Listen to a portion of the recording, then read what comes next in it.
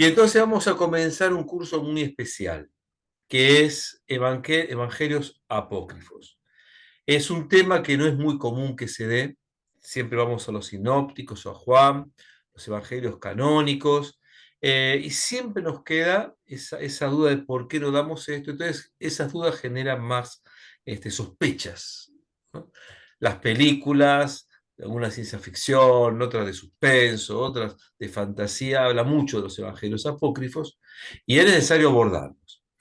Para esto, mi amigo especialista René Kruger, que es profesor también de la Escuela Bíblica en una materia que se llama Interpretación de la Biblia a través de los métodos histórico-críticos, ya es un profesor nuestro también. Y esto es lo que ha tenido de bueno el Zoom, que decíamos al principio. Podemos tener alumnos de cualquier parte del país y del mundo, pero también profesores de cualquier país y del mundo, porque siempre quisimos que esté René, pero como él tenía otros compromisos, no podía. Entonces, en este momento ya nos alegramos, nos enorgullece su presencia. Yo le voy a dar una partecita del currículum, porque según me dijo el mismo René, tiene un currículum de 70 páginas, con lo cual daríamos toda la primera hora, el primer día, solamente con el currículum. Nació en el año 1950 en Oenau, Paraguay, es argentino naturalizado. Es licenciado en Teología por el ICEDET en 1974, Instituto Superior de Estudios de Buenos Aires. Es pastor ordenado de la Iglesia Evangélica del Río de la Plata, 24 años de trabajo pastoral en Entre Ríos. Ahora está allí. Doctor en Teología también en ICEDET en el 87, con una tesis sobre el Evangelio de Lucas. Es doctor en Teología en la Universidad de Ámsterdam en 2003, con una tesis sobre la Epístola de Santiago. Es doctor en Historia por la Pontificia Universidad Católica Argentina, la UCA, en el 2016, con una tesis sobre el vínculo del dualismo de Qumran con la historia. Es profesor ordinario titular de Biblia, área Nuevo Testamento, de la ICEDET, de 1985 hasta el 2015, fecha en que cerró el ICEDET. Por eso no fue más profesor de allí.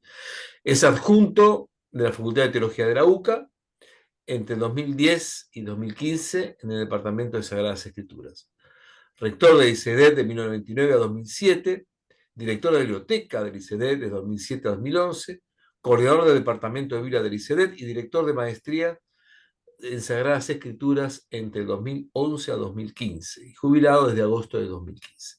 Está casado con Sully Bauer y del matrimonio nacieron dos hijos, dos hijas y un hijo.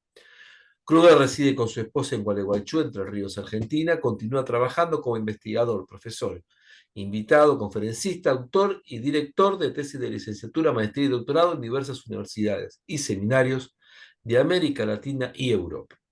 Es autor, coautor, editor literario y traductor de unos 70 libros en castellano, alemán, portugués, inglés y guaraní, como también de numerosos artículos académicos de divulgación, y lo tenemos con nosotros. Semejante monstruo sagrado lo tenemos con nosotros. Así que es un lujo impresionante, es una bendición que René esté hoy con nosotros.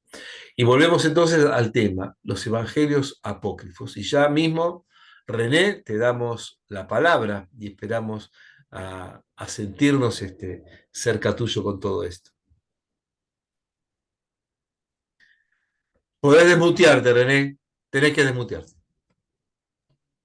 Buenas tardes y casi ya buenas noches. El honor es mío porque ya me invitaste la cuarta o quinta vez para dar cursos en esta escuela Sí. y me encanta este tipo de trabajo. Los evangelios apócrifos son una parte de la literatura apócrifa del Nuevo Testamento, porque los cuatro géneros literarios, los evangelios, hechos, epístolas o cartas y el Apocalipsis han eh, eh, creado, por así decirlo, la intención de ser copiados, imitados, eh, clonados incluso, y la literatura de los apócrifos es enorme. Hay pocas cartas, realmente muy pocas, hay una cantidad menor de Apocalipsis. Hay 7 hechos apócrifos, hechos apostólicos, pero todos de una persona o de dos, pero no lo que es hechos escrito por Lucas en el Nuevo Testamento. Pero hay casi medio centenar de evangelios apócrifos que se han podido rescatar. Algunos se han encontrado muy posteriormente, todavía en el siglo XX aparecieron evangelios apócrifos del siglo II, me refiero, no los nuevos ni los de la Edad Media, sino de la Iglesia antigua, y a partir del siglo II ahí en adelante, algunos circularon, otros dejaron de circular y otros se perdieron y fueron redescubiertos. Y con seguridad hay más todavía. Yo estructuré esto en 10 puntos. Primero vamos a hablar sobre noticias falsas. Después vamos a preguntarnos por qué prenden esos sensacionalismos. Tercer lugar, ¿qué es un libro apócrifo? ¿Por qué se lo llama así? Y también tenemos que dedicar, aunque sea un ratito breve, a la formación del canon, porque el apócrifo está emparentado con los libros canónicos, pero a su vez se opone a lo que es canon o canónico. En quinto lugar, cabe la pregunta por qué fueron incorporados al canon ciertos libros y otros no. En sexto lugar, y esto en realidad se puede decir al final de todo el recorrido, pero me parece que es importante verlo hoy, ¿qué valor tienen los libros apócrifos? En séptimo lugar, la confiabilidad de los textos del Nuevo Testamento en cuanto a transmisión de los textos. Y después viene el punto gordo de este curso, que nos va a llevar 2 clases y media y casi la tercera entera, que es el análisis de algunos evangelios apócrifos. No podemos estudiar todos, pero algunos sí. Por eso yo te mandé, José Luis, una lista en PDF, quien quiera se lo puede imprimir. Y después, para cerrar de aquí a 3 semanas, vamos a repasar algunos conceptos gnósticos, porque en el siglo II empezaron a abundar textos gnósticos, que son considerados evangelios apócrifos o literatura emparentada. Y al final vamos a hablar un poco del Código da Vinci, que en realidad puede ser calificado como un apócrifo moderno, contemporáneo. Bien, en primer lugar, el bombardeo con noticias sobre hallazgos sensacionales. Es ya casi una costumbre que, sobre todo desde Estados Unidos, aparecen noticias supuestamente sensacionales relacionadas con el mundo de la religión o de las religiones. Y en Occidente, estas supuestas noticias bomba se relacionan en particular con la Biblia, con la figura de Jesús, y dentro de la figura de Jesús con algún tema específico, o con el cristianismo en general, a veces también con el judaísmo, pero en menor escala. Detrás de varias de estas supuestas noticias, uno nota en un análisis cultural que hay una especie de cuestionamiento de la iglesia cristiana, del cristianismo, de Jesús y particularmente de la figura del Papa.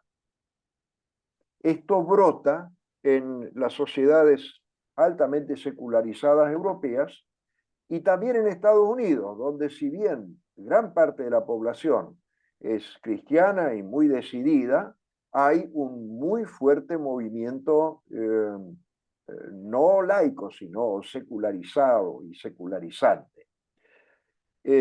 Suele ser bastante común que estas noticias aparecen en torno a la Semana Santa, a veces en torno a la Navidad, como que se descubrió algo único y sensacional. Hay una frase que siempre aparece, un tema que nunca fue dado a conocer, o también la verdad que nunca se dijo sobre el cristianismo. O, esto ya es una una formulación bastante agresiva, algo que la Iglesia ocultó, pero por fin salió a luz.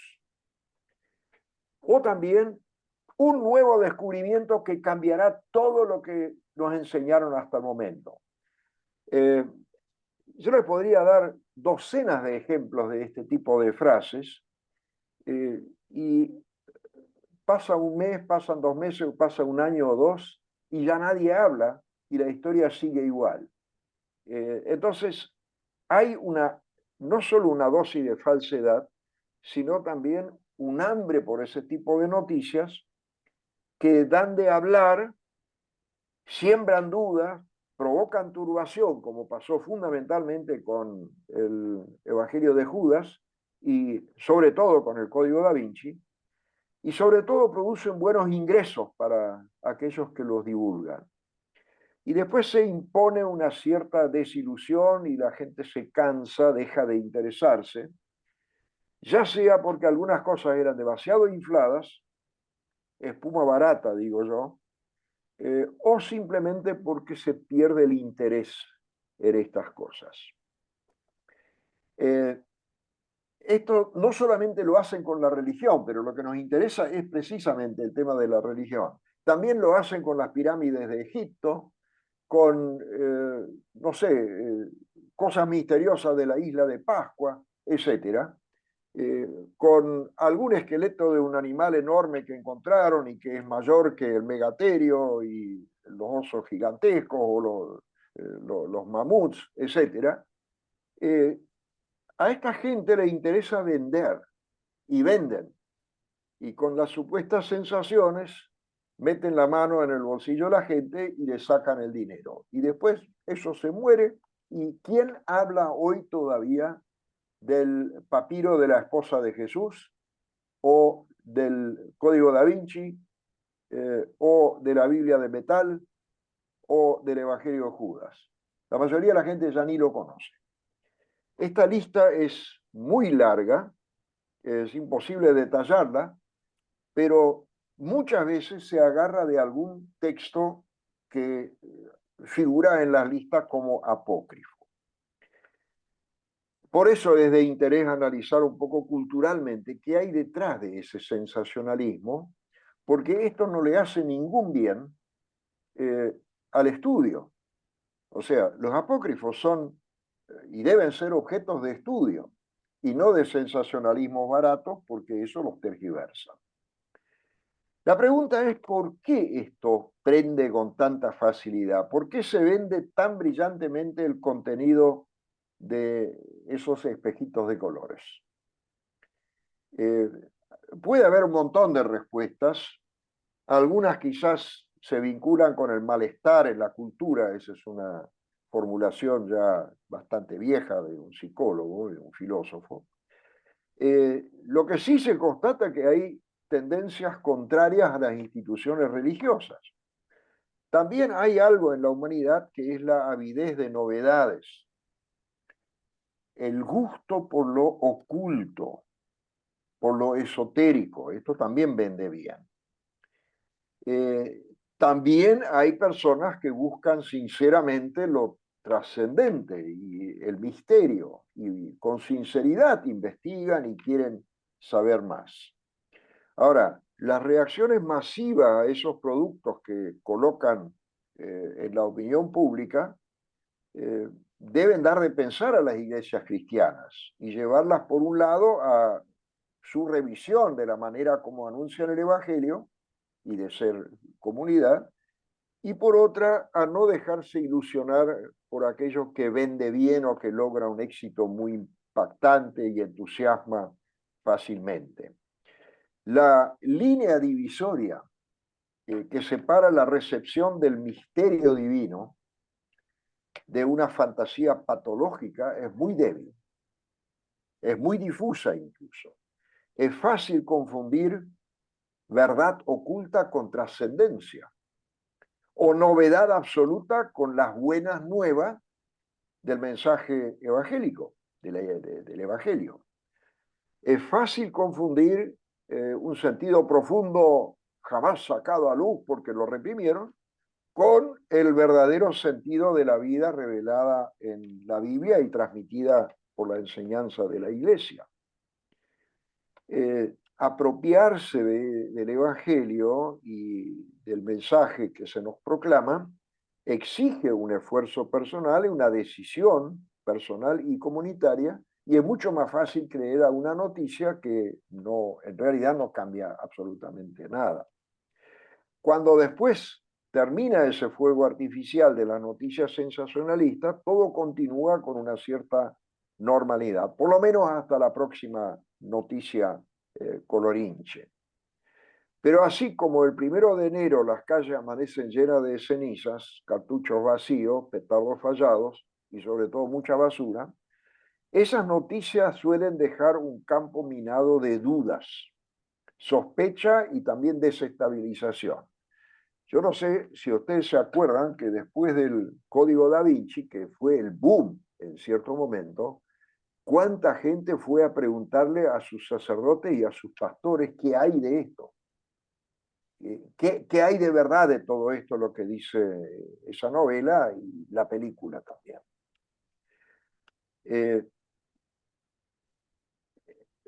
Si no son exagerados, son totalmente falsos esos noticieros, porque ninguna de esas supuestas informaciones totalmente novedosas logró derribar el valor del mensaje del Evangelio y tampoco logró agregar información histórica valiosa. Quienes trabajan con la historia saben eso, y que cualquier texto nuevo que aparece se merece un examen muy cuidadoso, se merece investigación de fuentes, de formas literarias, de ubicación sociohistórica, etc. Y esto es lo que se aplica a los textos bíblicos, pero a veces cuando aparecen estas noticias supuestamente sensacionales, uno empieza a escarbar un poquitito y la cosa se derrumba.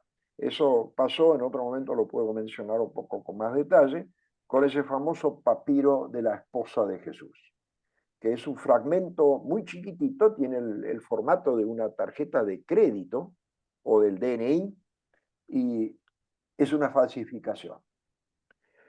Bueno, veamos qué es un libro apócrifo. Para entender este término, hay que ver primero lo que significa canon. La palabra canon es medida, norma, regla, criterio, y viene del griego canon, que a su vez procede de una palabra semítica, cané, que significa caña, pero no para tomar, sino para medir, una regla, una medida.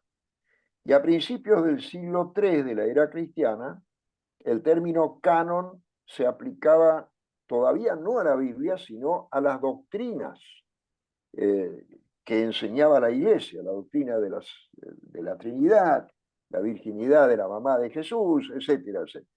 El valor del vicario de la muerte de Jesús, la resurrección. Y de ahí ese nombre pasó a designar la lista de los libros que la Iglesia reconocía como inspirados por Dios y normativos para la fe. Entonces, el canon bíblico es la colección normativa de escrituras sagradas. El cristianismo es una religión del libro, que comparte una gran parte de su Biblia, el Antiguo Testamento, con la religión judía, hebrea. Y la Biblia, en el cristianismo, como canon, es una regla, es una medida y norma de la fe cristiana. Por otra parte, la palabra apócrifo viene del griego y significa escondido, secreto, también oculto, y en el uso, cuando se empieza a confrontar canónico con apócrifo, el término adquiere el sentido de excluido del uso en el culto, en la misa. En ámbitos cristianos, porque también hay un uso secular de la palabra apócrifo, El uso secular tira más hacia decir esto es algo trucho. Un texto apócrifo de Borges, por ejemplo, no lo escribió Borges, pero circula bajo su nombre, para poner un ejemplo.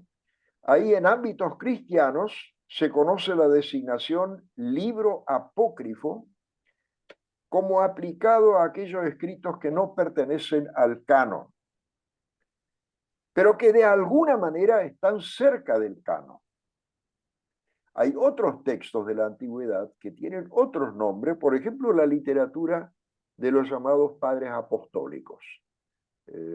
La Didaje, las cartas de Clemente, etc. Esos no son apócrifos, son textos de los padres apostólicos. Es la generación, después de la generación del Nuevo Testamento y al fines del primer siglo y comienzo del segundo siglo, que empezó a producir literatura para reforzar la misión de la iglesia y para ordenar, digamos, la vida comunitaria. Y es todo un libraco esa literatura. Hay un montón de textos, pero de ninguna manera son textos apócrifos. Apócrifo significa no en el canon, pero cerca del canon, y algunas de estas obras estuvieron para algunos grupos en el canon. Y para algunas iglesias incluso son parte del canon. La iglesia de Etiopía es el ejemplo sobresaliente, que incluye obras que no están ni en el Antiguo Testamento hebreo ni en la Biblia cristiana de Antiguo y Nuevo. Figuran entre la literatura pseudoepigráfica, el libro de Enoch, una fuente valiosísima de la teología de ciertas corrientes, el libro de Jubileos, etcétera. Son parte del canon de la iglesia de Etiopía. Ahora, con respecto al Antiguo Testamento, hay dos tipos de textos en la Biblia, primero en la Septuaginta y después en la Vulgata, que son los libros del canon hebreo y los escritos que no están en el canon hebreo, sino en la versión griega del Antiguo Testamento, que se llama Septuaginta, la versión de los 70. Esa versión se elaboró a partir del año 250 aproximadamente, empezando con la traducción de la Torá, que es el Pentateuco, para los judíos que vivían en Alejandría, en Egipto, y que poco a poco, como pasa con los migrantes, dejan de hablar el idioma de origen y se adaptan al idioma local, que era el griego koiné, después de las conquistas de Alejandro Magno de toda esa región. La llamada diáspora occidental usaba la diáspora judía, y de ahí pasó a los cristianos, usaban esta Septuaginta, que tiene los textos del canon hebreo y tiene otros textos más que no están en el canon hebreo, aunque por lo menos dos de ellos tenían un texto base hebreo. La Iglesia Católica los llama deuterocanónicos y están en el canon. En el protestantismo se le dio un nombre que considero equivocado, se los llamó apócrifos. Y algunas iglesias los admiten, como por ejemplo la luterana, la anglicana, los admiten como libros útiles para leer, y otras iglesias les tienen casi una especie de espanto, que no quieren saber nada de estos libros. Yo, cuando los estudiantes a veces en las facultades me plantean qué pasa con estos libros, se pueden leer o no, yo le dije, no me consta ningún caso de alguien que se haya muerto por haber leído esos libros. ¿No? Porque hay, ustedes no se imaginan, hay hasta resentimientos contra Biblias que incluyen estos libros, como si fueran el cuco. Ahora, lo interesante es que la Septuaginta tenía un montón de estos libros. Primero Esdras, un agregado a Esther, Judith, Tobías, primero Macabeos, segundo Macabeos, pero también tercero Macabeo y cuarto Macabeos. El Salmo 151, las odas, y una oda muy especial que es la número 12, que se llama Oración de Manasés, el libro de la sabiduría, Siracides, los Salmos de Salomón, un libro llamado Baruch, de capítulo 1 al 5, la carta de Jeremías, un librito muy simpático, pequeño, que se llama Susana, el otro, también muy pintoresco, Bel y el dragón, y un agregado a Daniel capítulo 3. Estos textos no eran formalmente canónicos, pero estaban circulando con la Septuaginta y entraron de esta forma a la siguiente etapa, ya con valor canónico. De todos estos agregados, que son unos cuantos, el Concilio de Trento, en el siglo XVI, reconoció como pertenecientes con el nombre de deuterocanónicos, que significa canonizado en segundo lugar, los siguientes: el agregado a Esther, Judith, Tobías, primera y segunda Macabeos, Sabiduría de Salomón, el libro de Siracides, que se llama ahora Eclesiástico, Baruch y la carta de Jeremías, Susana, que es el capítulo 13 de Daniel, agregados a Daniel, que son oraciones, y Bel y el dragón como número capítulo 14 de Daniel. Y quedaron fuera del canon, ahí se ve también las vicisitudes en el siglo XVI, quedaron fuera varios de esa lista que estaba en la Septuaginta. Primera Esdras, tercero Macabeos, cuarto Macabeos, Salmo 151, las Odas y los Salmos de Salomón. Pero llamativamente quedó afuera un texto que se llama Oración de Manasés, que es Odas número 12, que Lutero apreció tanto que lo tradujo y figura en la lista de los llamados apócrifos de Lutero.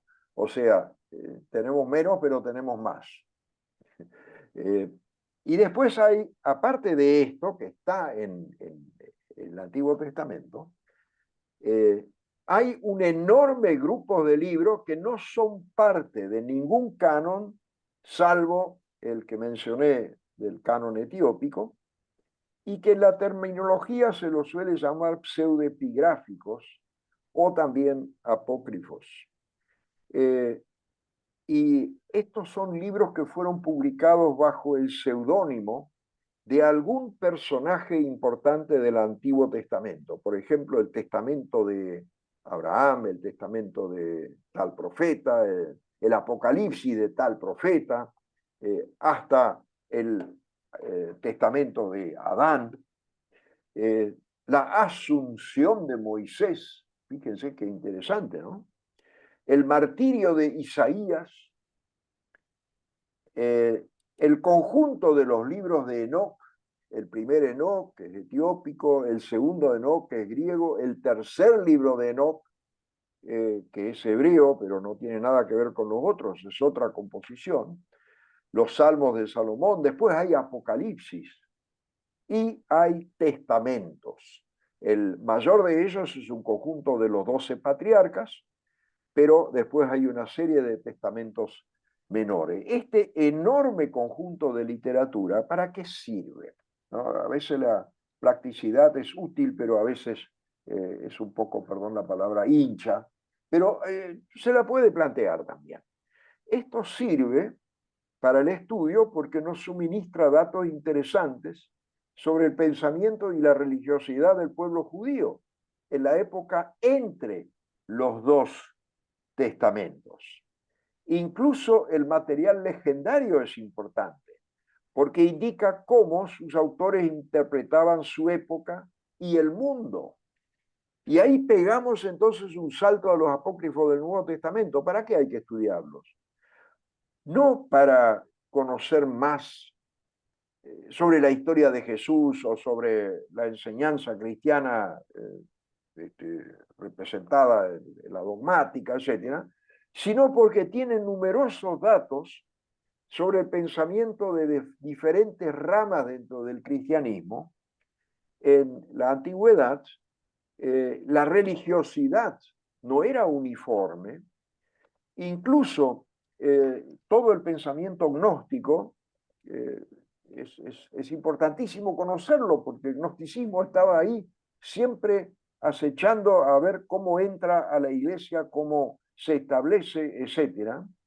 Y por eso también el material legendario, igual que en los apócrifos del Antiguo, es útil para entender la historia cristiana. Además, hay un dato que no es menos importante.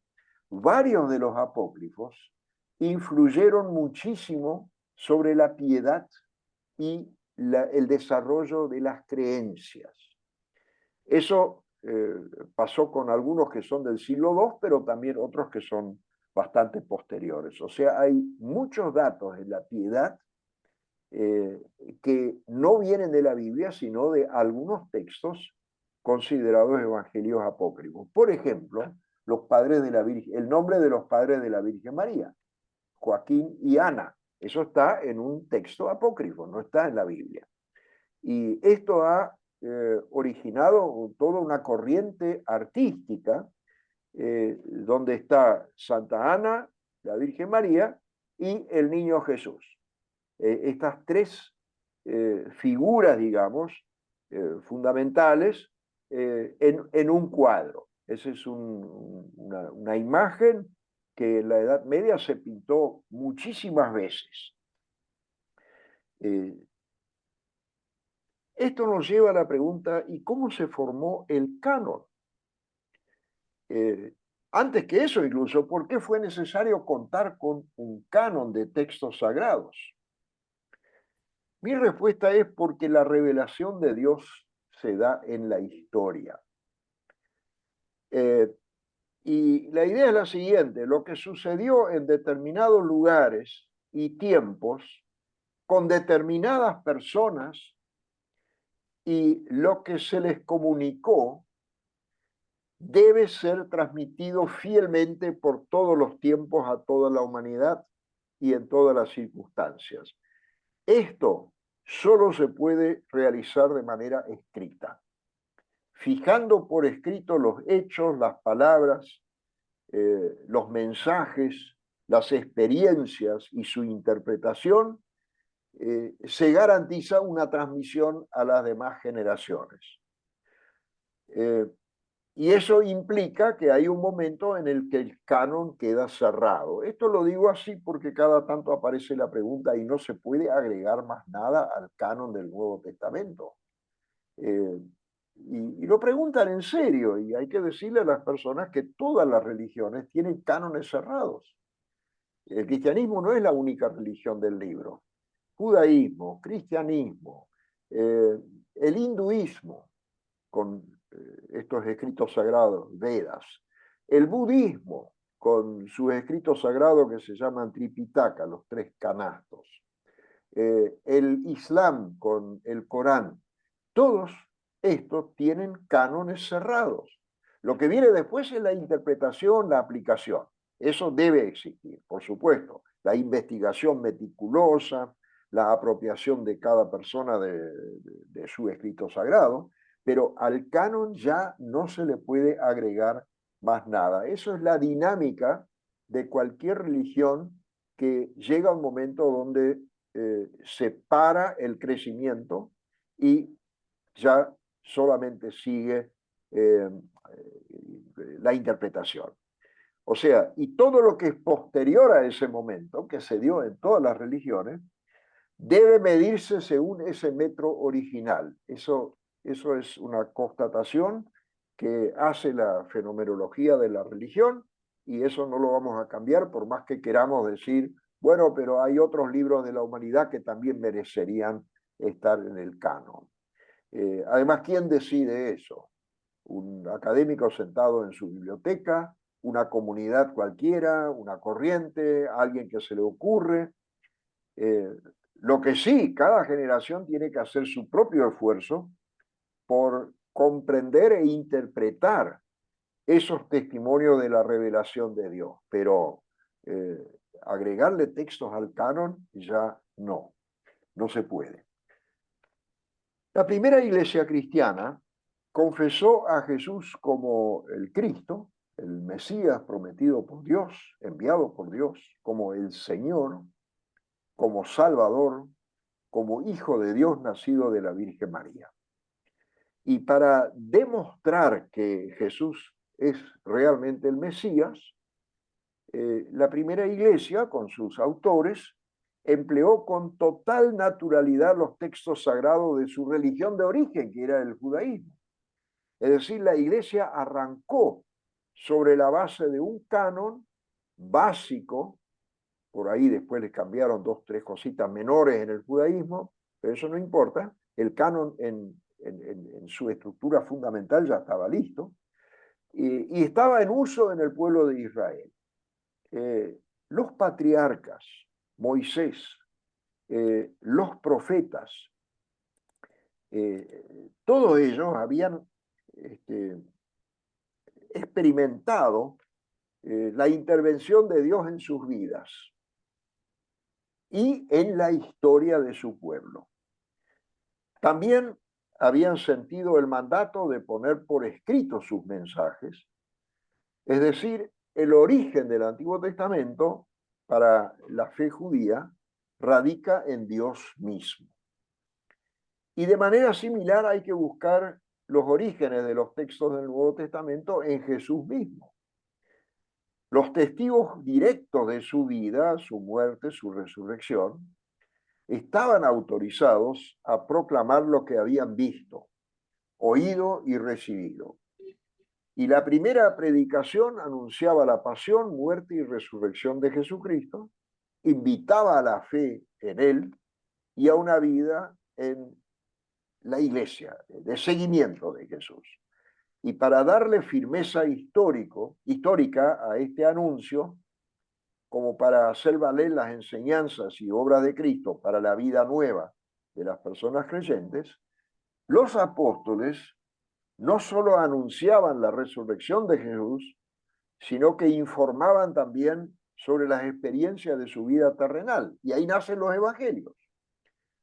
Este testimonio apostólico prohíbe hacer una separación que de vez en cuando anda rondando como un espectro medio muerto por la teología, una separación entre el llamado Jesús histórico y el Cristo de la fe, como que el anuncio del resucitado no tiene nada que ver con el Jesús histórico.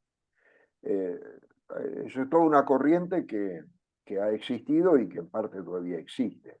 Porque sin un Jesús de Nazaret histórico, predicador, alguien que hizo milagros, que fue crucificado y resucitado, jamás se habría formado la fe cristiana. Y por otra parte, nosotros conocemos a ese Jesús solo como el Salvador, el Cristo, el Señor.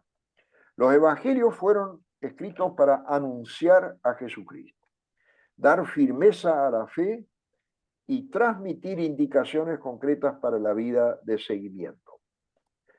La formación del canon del Nuevo Testamento se produjo por un proceso de divulgación y aceptación masiva. Tenía altibajos, por supuesto, como todo proceso histórico, pero esa aceptación masiva de los textos que enviaba Marcos, que enviaba Mateo, cartas de Pablo, de los demás autores, esa dio forma a una colección que finalmente llegó a constituir el Nuevo Testamento. Y hay que decir con claridad que, contrario a lo que algunos creen, la canonización no fue producto de discusiones de autoridades eclesiásticas o de sínodos o de asambleas, como algunos pretenden hacer creer, o de que un obispo dijo esto sí, aquello afuera. De eso no hay ninguna constatación. Lo que hay constatación es que con la difusión de esos textos se formó un consenso, y hay varios de los antiguos padres de la Iglesia que hablan de ese consenso, de los escritos que son aceptados. La aceptación generalizada de los libros que hoy son canónicos se dio sobre la base de un criterio que llamamos la apostolicidad. Apostolicidad no significa autoría apostólica, porque de hecho hay textos que no provienen no tienen ni siquiera un nombre de un apóstol. Por ejemplo, el Evangelio de Marcos y el de Lucas, no son, Marcos y Lucas no eran apóstoles. Y hay otros textos de los que ni siquiera aparece el nombre de autor. ¿Quién escribió la carta a los hebreos? Uno busca al autor y no se menciona en ningún lugar. La primera carta de Juan, sin lugar a duda, totalmente emparentada con el Evangelio, no dice quién es su autor. Ni siquiera hay una insinuación más allá de decir lo que hemos visto, lo que hemos oído, etcétera, etcétera. Apostolicidad es un criterio que significa autoridad apostólica en el sentido de paternidad literaria, porque uno puede tener una paternidad literaria sobre un texto sin haberlo escrito. Cuando ese texto reproduce lo que uno estuvo enseñando, esa persona tiene una paternidad o una maternidad literaria para con ese texto. Y eso es lo que corrió con el Nuevo Testamento.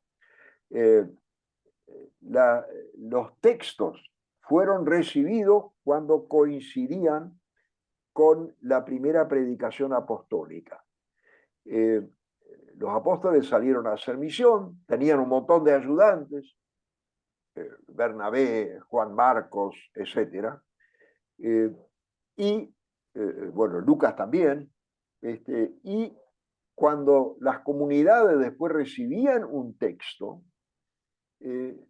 si ese texto coincidía con esa primera predicación que habían recibido, bienvenido sea. Si no, bueno, siempre hay gente a los que les gusta algo diferente, podrán ser útiles para ellos, pero la mayoría entonces no lo aceptó. Todavía en el tiempo de San Agustín, estamos a fines del siglo IV, ya en el año 400, se menciona que algunas iglesias aceptaban tales escritos mayoritariamente, en otros casos la mitad lo aceptaba y la otra mitad no lo aceptaba, y había otros escritos que eran dudosos que finalmente no fueron aceptados. O sea, esto era un proceso que llevó un buen tiempo, llevó bastante tiempo, pero ya por el año 140, los 4 evangelios canónicos que tenemos, Mateo, Marcos, Lucas, Juan, y las cartas de Pablo, ahí se engloban las de Pablo mismo, las que llevan el nombre de él, pero quizás tienen parte de autoría de sus alumnos, y las cartas pastorales, primera, segunda Timoteo y Tito. Esto ya formaba un canon en el año 140.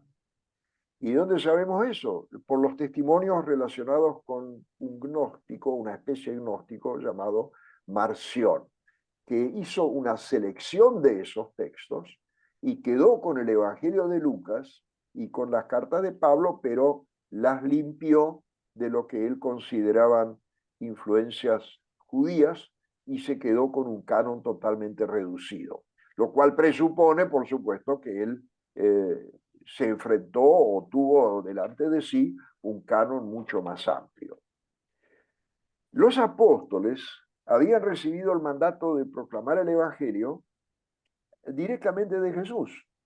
Así lo cumplieron, pero sabemos cómo es la vida porque llega el momento en que la primera generación se va muriendo. Y eso era la primera etapa de la tradición cristiana o transmisión. Pero así no terminó la transmisión del mensaje, continuó a través de aquellos textos que pusieron por escrito el legado de los apóstoles y algunos en su nombre. Y estos fueron los textos que fueron reconocidos por las comunidades como portadores de la enseñanza apostólica. la gente reconocía la voz de Cristo en la doctrina apostólica y esto lo llevó a aceptar aquellos textos que transmitían en forma escrita ese testimonio apostólico. Esa es la parte humana de la formación del canon. La parte divina es la inspiración.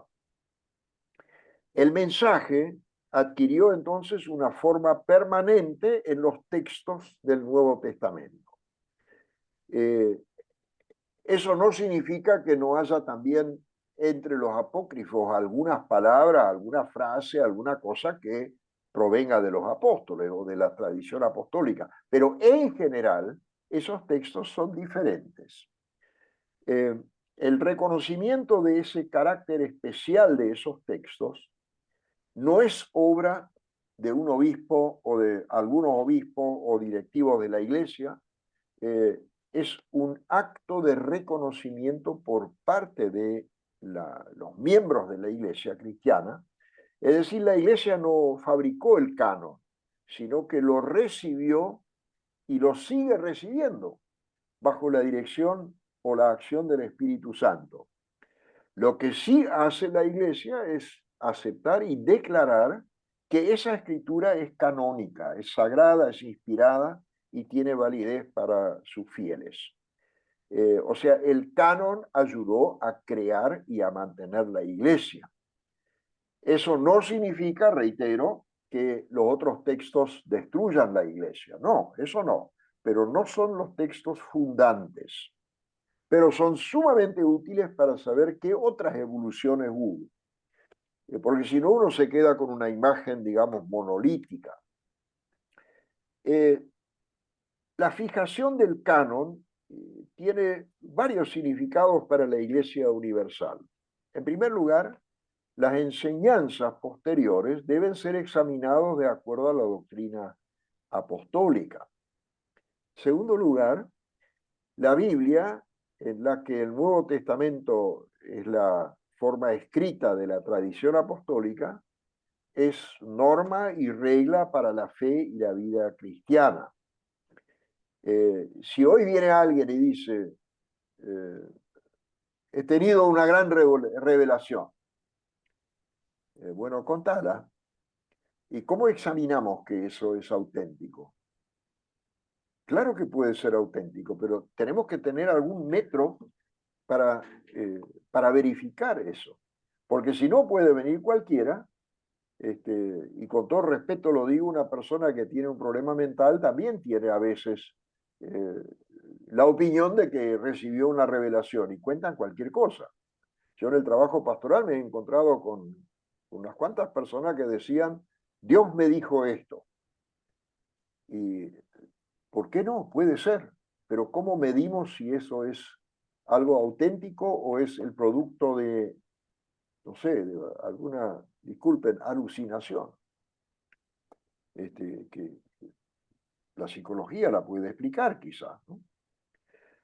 Entonces, estas supuestas nuevas revelaciones, que un ángel me dijo tal cosa, ha producido a veces bastante malestar en la iglesia. Incluso hay algunas formas religiosas que se han formado a partir de la revelación de un tipo inspirado en 1844, por decir algo. No voy a mencionar ninguna corriente en especial, pero a mediados del siglo XIX se formaron varias iglesias nuevas, algunas son paracristianas, o sea, no son cristianas, sino paracristianas porque están al lado del cristianismo, y remiten su enseñanza a la aparición de algún ángel especial o de algún mensaje que incluso soñaron. Ahí hay que ser muy cuidadoso para no hacerle injusticia a la persona, pero tampoco para creer cualquier cosa. El otro punto que se deriva de esto es que la iglesia no maneja el mensaje a su gusto y entender. Para que su doctrina pueda mantenerse, la iglesia necesita esa norma que suministra la Biblia. Y el centro de la Biblia es Jesucristo. Y Jesucristo. Él mismo es la norma para toda enseñanza posterior y también para la enseñanza que le antecede, porque Cristo y sus apóstoles fueron los intérpretes autorizados del Antiguo Testamento. Como les dije, en el año 140 después de Cristo ya estaba el núcleo grueso del canon, con los 4 evangelios hechos los apóstoles y las 10 cartas de Pablo y algunas de las otras que se iban agregando. Al final del siglo II está prácticamente terminado el proceso, pero la lista aparece la lista como lo tenemos hoy, en una carta pastoral del obispo Atanasio. Él escribió una carta pascual en el año 367 y ahí aparecen los nombres tal como los tenemos hoy. Los anteriores, por ejemplo, Orígenes y otros de la época de los padres de la iglesia, tienen listas también de los escritos sagrados, pero difieren en un punto, algunos no tienen el Apocalipsis, el otro no tiene Judas, el otro no tiene segunda de Pedro, o las 2 chiquititas de Juan. Hay una lista del año 200 que no tiene Santiago, pero esto es como cuando uno lleva un montón de sandías en un carro de caballo, y las pone de cualquier forma. Hay que andar primero un poquitito y después se van a ir ubicando las sandías o los zapallos, no sé lo que le guste. O cuando llueve, hay un desborde de agua y después el agua retrocede y vuelve a quedar a cierto nivel o adquiere un cierto nivel. Eso pasó un poco con el canon, figurativamente hablando, que en los 2 primeros siglos lo grueso llegó a quedar definido. Y después algunas sandías chicas se ubicaron también y quedaron incluidas. Hay un sínodo de Hipona del año 393 que confirma oficialmente el canon del Nuevo Testamento y dice, estos son los textos aceptados por todos. Si uno compara cuidadosamente el mensaje de los escritos del Nuevo Testamento con toda la literatura antigua, la canónica, la de los padres apostólicos, la apócrifa, la no canónica, etc., se puede decir que ese proceso que tuvo ciertos altibajos no pudo haber sido mejor. O sea, la selección de los escritos que ingresaron al Nuevo Testamento fue magnífica, porque tiene una coherencia total. Lo mismo vale para la Biblia entera, cuando se la compara con estos escritos que tienen muchísimo material muy valioso para estudiar, pero no aportan más revelación. Me refiero a los escritos de los llamados apócrifos del Antiguo Testamento. Bien, esto es una primera introducción y ahora vamos a ver un poquitito qué valor tienen los libros apócrifos. De entrada, yo quiero sostener que no tienen un valor especial como fuente para una mayor verdad histórica sobre Jesús, ni sobre los apóstoles, ni como revelación. Pero sí tienen una enorme importancia en otros niveles. En primer lugar, son testimonios de la fe y el profundo amor a Jesucristo, y uno en especial a la Virgen María, después vamos a ver cuál, de muchos grupos cristianos. O sea, son expresión auténtica, no en el sentido de una fuente histórica sobre Jesús y su época, sino una fuente histórica para reconstruir el amor, la fe, la piedad de ciertos grupos. Por ese motivo, porque expresan la fe, también merecen el respeto de quienes no los reconocemos como libros inspirados y canónicos, porque había personas que sí los tenían como libros inspirados. Y eso hay que respetar, así como hay que respetar la la adhesión de los judíos, la adhesión del Islam, la adhesión de los budistas a sus respectivos textos sagrados. Eso, el mínimo respeto humano hay que tenerle. En segundo lugar, si bien los evangelios apócrifos no tienen material como fuente histórica sobre la vida de Jesús, tienen un valor especial para ampliar los conocimientos sobre las doctrinas y la piedad de los grupos que produjeron estos textos y que usaron esa literatura. Si no, ¿cómo vamos a reconstruir las creencias de la gente del siglo III que eran gnósticos y de los cuales no tenemos otra información que quizás un evangelio gnóstico?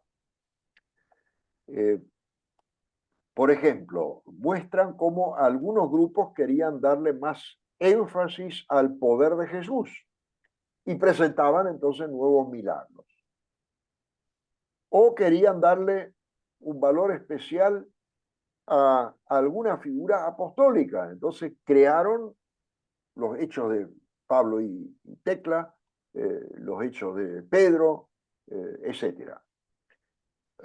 O querían darle valor a una figura apostólica con un apocalipsis nuevo. Y, como le dije, hay apocalipsis de Pedro, apocalipsis de Santiago, etc. O pretendían también darle un respaldo a sus propias doctrinas. Entonces, elaboraban un texto que supuestamente presenta nuevas revelaciones. ¿Y quién les daba esas revelaciones? Bueno, ahí aparece, por ejemplo, la figura de Jesús, el resucitado. Pero como no había lugar para meterlo eso en la vida de Jesús, lo ponían después, o entre la resurrección y la ascensión. Hay un texto que dice que Jesús estuvo varios años enseñándole a sus seguidores doctrinas reservadas. O también había grupos que querían defender su distanciamiento de los judíos, entonces escribían textos antijudíos. O sea, uno nota que había intereses muy diferentes también. En tercer lugar, varios apócrifos permiten conocer evoluciones dogmáticas dejadas de lado por la iglesia que se estaba formando o directamente no aceptados nunca por la iglesia mayoritariamente, sobre todo los grupos gnósticos.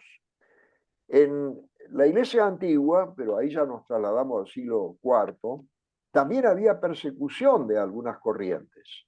A los gnósticos nunca los han matado. Otros grupos en África hubo persecución en la época de San Agustín. En la Edad Media, los cátaros, los albigenses, los que después se llamaron valdenses, esos fueron perseguidos cruelmente. Pero a los gnósticos nunca los han perseguido con el machete o la espada o los palos, pero la doctrina gnóstica en sí tiene una dimensión muy volátil y estas iglesias no se sostuvieron, en mi interpretación, porque su doctrina era precisamente muy volátil.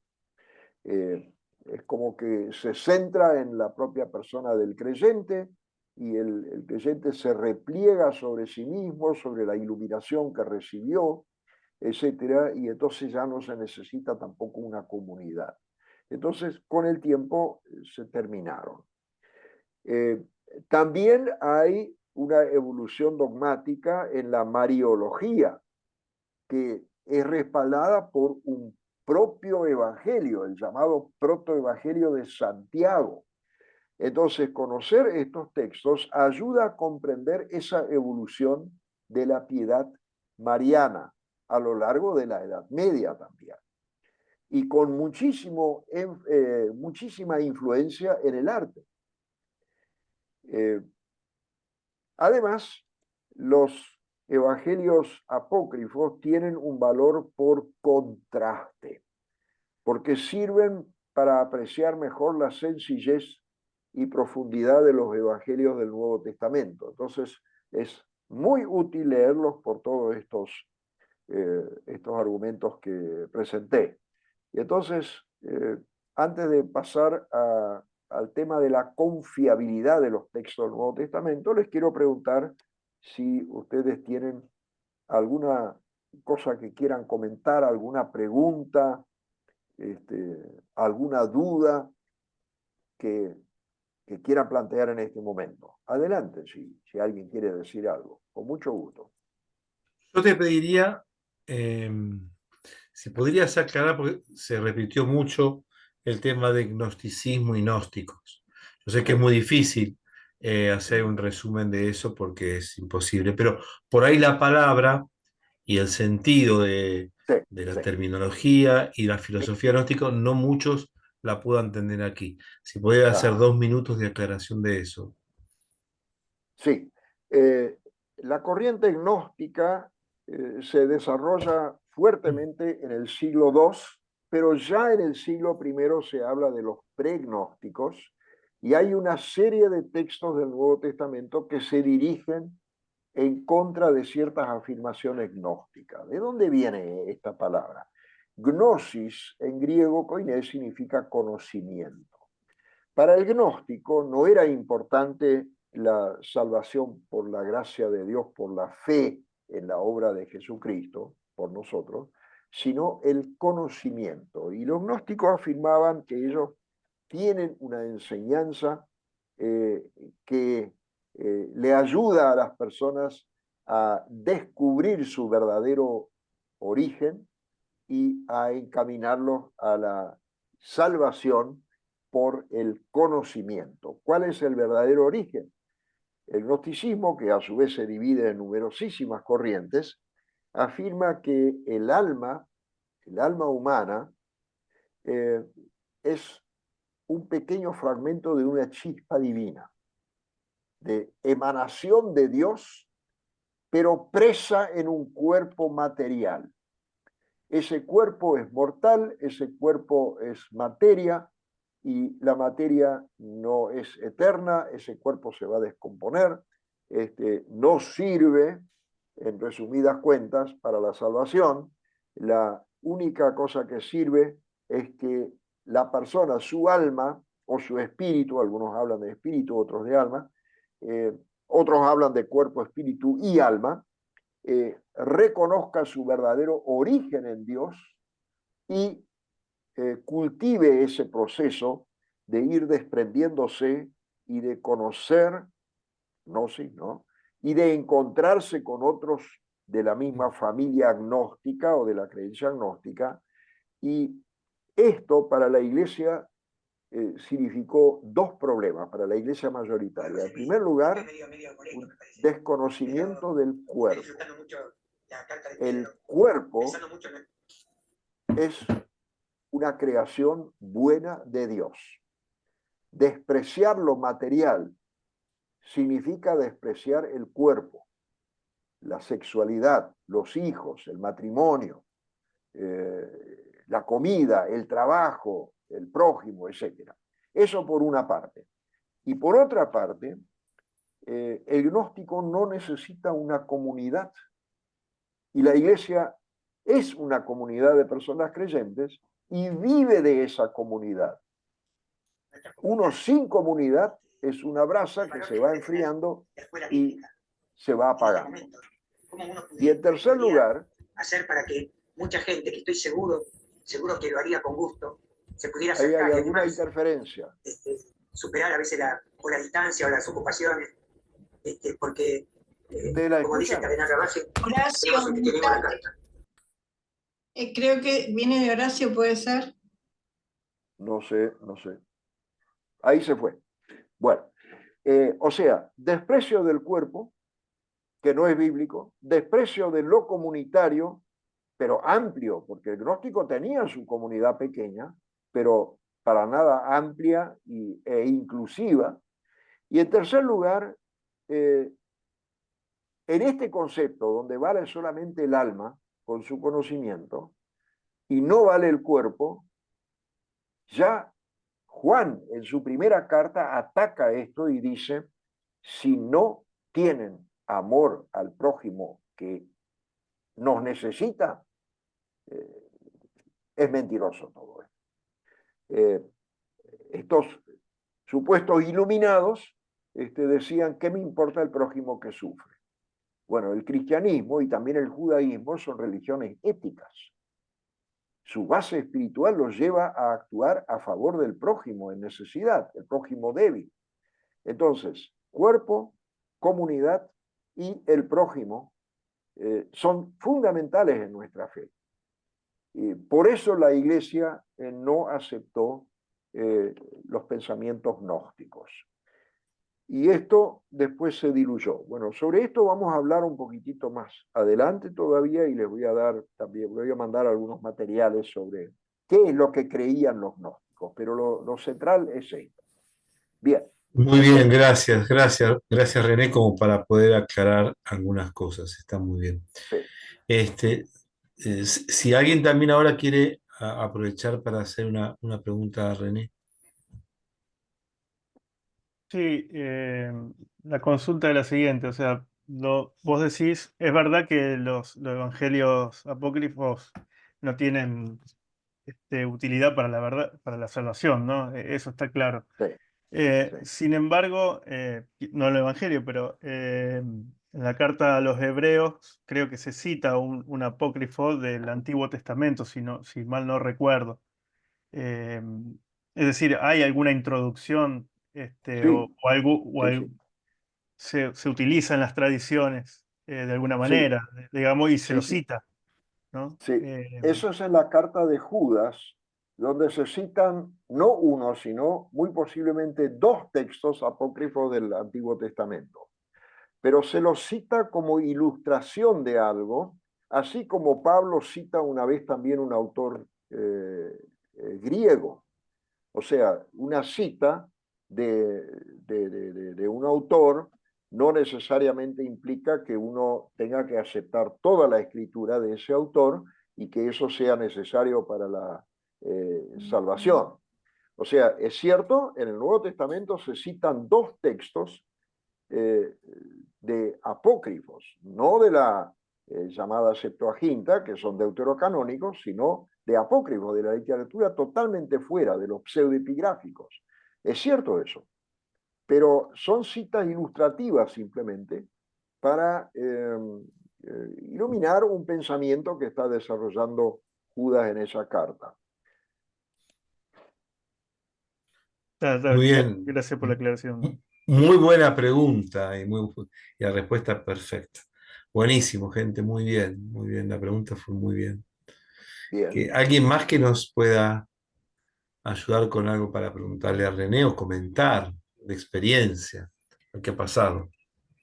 ¿Cuánto hay de rechazo de la literatura, o sea, de la corriente filosófica platónica, pitagórica, los gnósticos, y cuánto rechaza la Iglesia de los primeros siglos sobre esa corriente en particular? Sí, los gnósticos tienen un fuerte fundamento en el neoplatonismo. El neoplatonismo, sobre todo con el filósofo Plotino, desarrolla una visión muy negativa del cuerpo, incluso se hace una especie de ecuación: el cuerpo es la cárcel del alma, o es comparable a una tumba en la que está presa el alma, o es una cárcel directamente. Y solamente adquiriendo el conocimiento, la persona puede salir de esa cárcel, que es la limitación que tiene justamente por tener un cuerpo. Nosotros decimos, nosotros somos cuerpo, mente, alma, espíritu, pero ellos dicen, el cuerpo es el envoltorio material y la cárcel del alma. Es un concepto diferente. Una cosa es decir yo tengo un cuerpo y otra es decir yo soy un cuerpo. Yo tengo un alma es diferente que decir yo soy alma. o tengo un espíritu es diferente que decir yo soy espíritu. Ahí esos son diferentes conceptos antropológicos. ¿Y el Y alma, qué definición dan de alma ellos? para ellos el alma es un pedacito de una chispa divina. El alma es divina para ellos. Es un pedacito de Dios presa en la materia, que quedó atrapada en la materia. Por eso, por ejemplo, se enseña en varias corrientes gnósticas la abstención del matrimonio para no formar otros presos.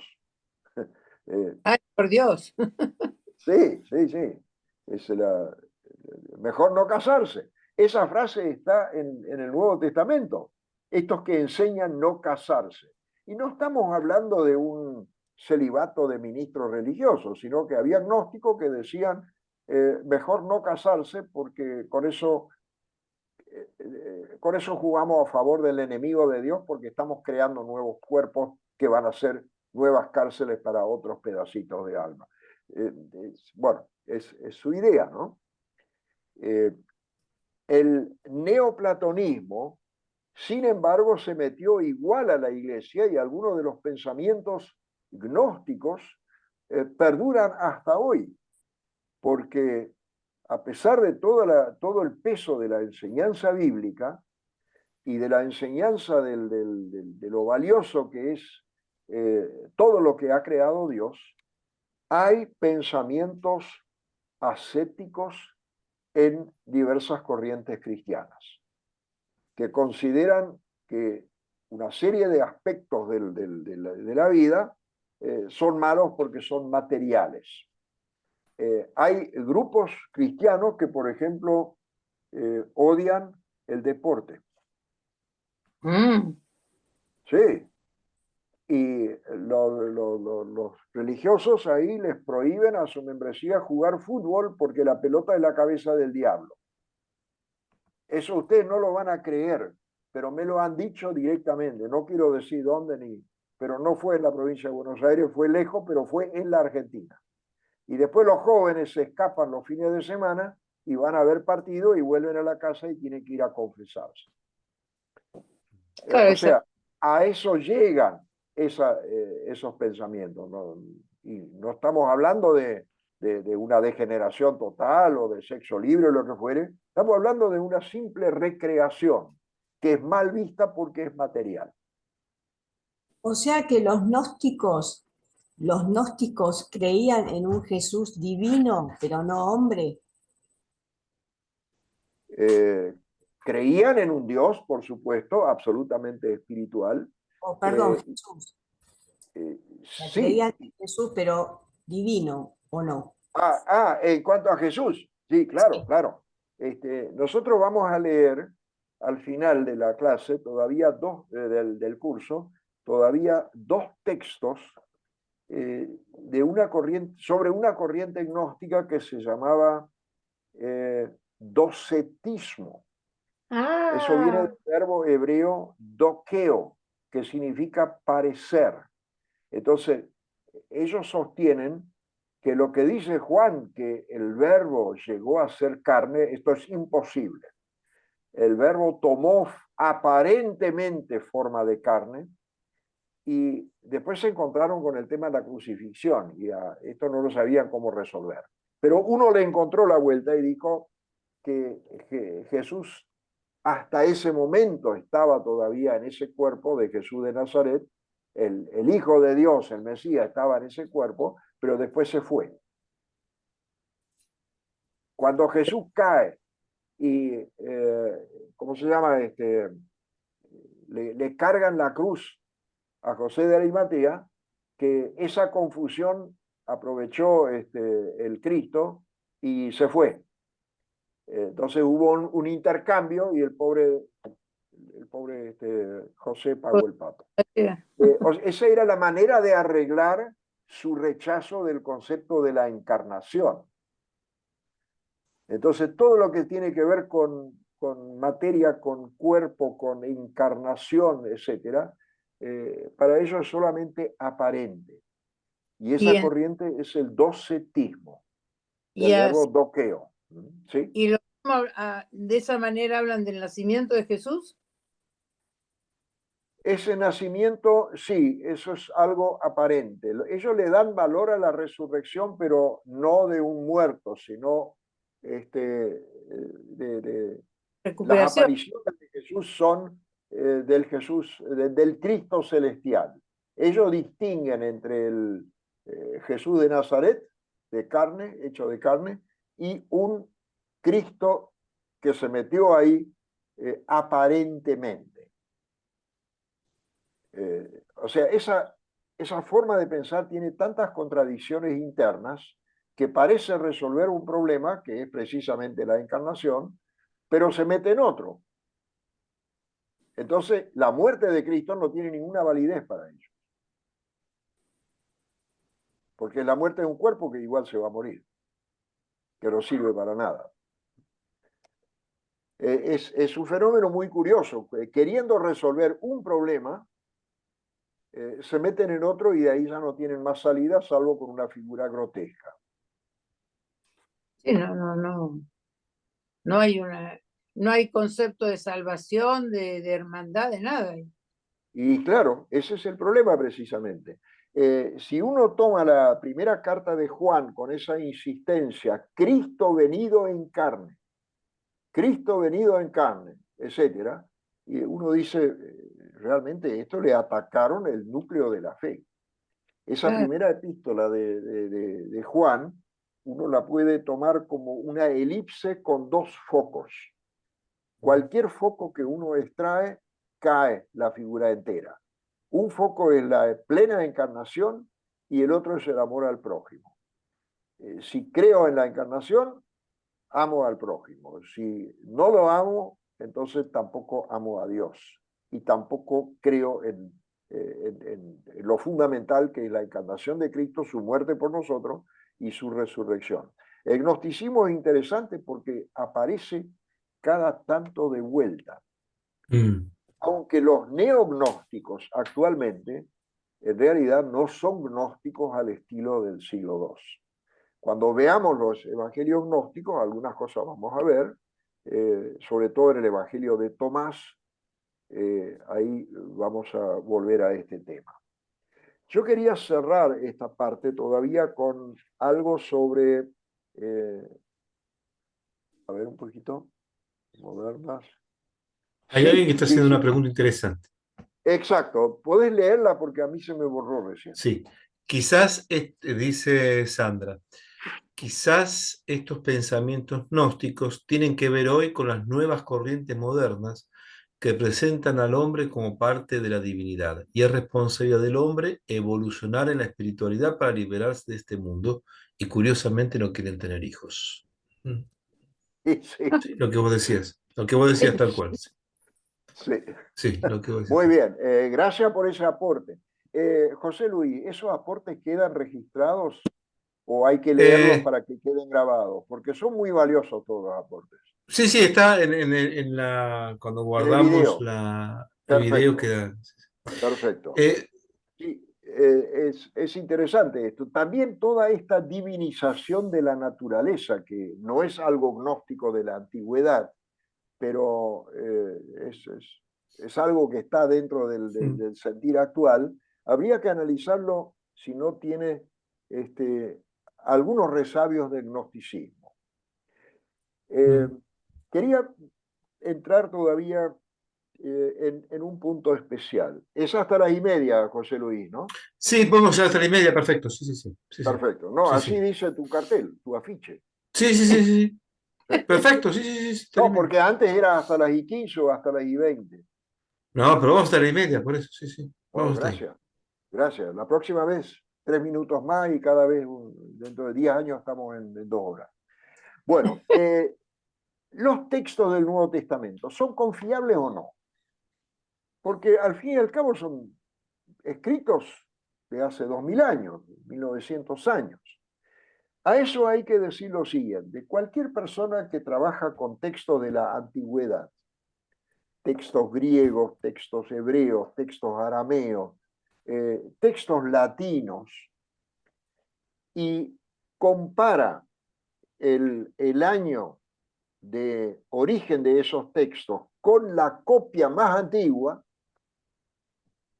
se topa con que la mayoría de los testimonios de la antigüedad greco-latina está respaldado por documentos que tienen muchos siglos posteriores. No hay ninguna copia de la guerra gálica de Julio César, del año en que se escribió, ni siquiera del primer siglo. No hay ninguna copia de los textos de los filósofos griegos, esos son todos textos, las copias que hay, en las que se basan las ediciones, son todos muy posteriores. Los textos de los antiguos filósofos griegos provienen de muchos siglos después. O sea, ellos escribieron textos. Esos textos fueron copiados una y otra vez, transmitidos, y a veces datan siglos entre el original y la copia más antigua. En cambio, los textos bíblicos más antiguos datan apenas de algunos años después de su momento de redacción. Los textos más antiguos de la Biblia hebrea, que se encontraron a orilla del Mar Muerto en Qumrán, son anteriores a la época de Jesús. El rollo de Isaías, que es el texto completo más largo que se encontró, es del año aproximadamente 150 antes de Cristo y contiene el texto así como lo tenemos hoy en nuestras Biblias. Los papiros más antiguos del Nuevo Testamento datan de la primera mitad del siglo II. El más antiguo es el llamado papiro 52, que es un fragmento del Evangelio de Juan, que es estimativamente del año 120 después de Cristo. 120. Eso es apenas un tiempito después de la redacción del Evangelio de Juan. Y a partir del año 200 comienzan a pulular los papiros más antiguos. Hay una serie que se llama Bodmer, y estos tienen exactamente el mismo texto que después lo tenemos en los grandes códices del siglo IV, V y de ahí en adelante. El autor del Código Da Vinci, Dan Brown, afirma que los evangelios fueron falsificados en el siglo IV para atestiguar a Jesús como Dios.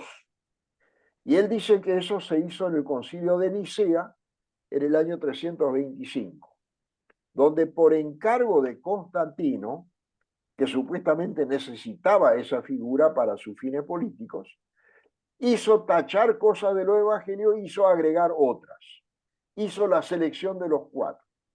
Es brutal esa mentira, porque el texto del papiro 66, que es completo el Evangelio de Juan, es exactamente el mismo del siglo III, del siglo IV, del siglo V, etc.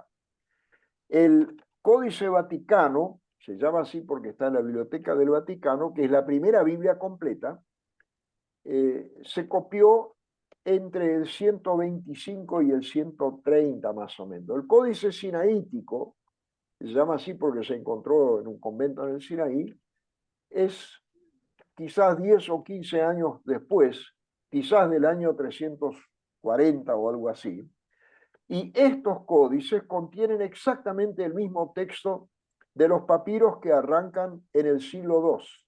Eso fue 200 años antes del Concilio de Nicea. Y a todo ello se agregan también las citas en la literatura patrística.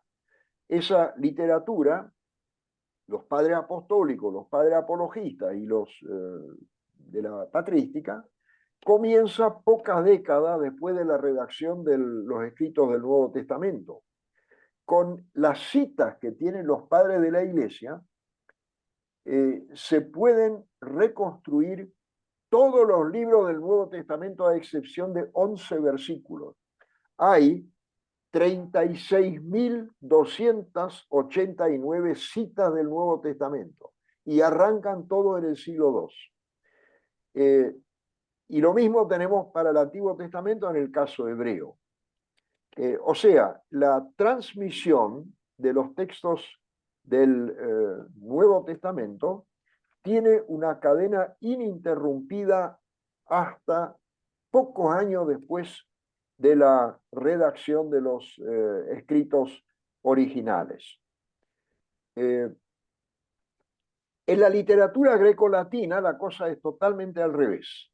Las copias más antiguas de las obras de Aristóteles, que fue filósofo del siglo IV, son del año 1100 después de Cristo.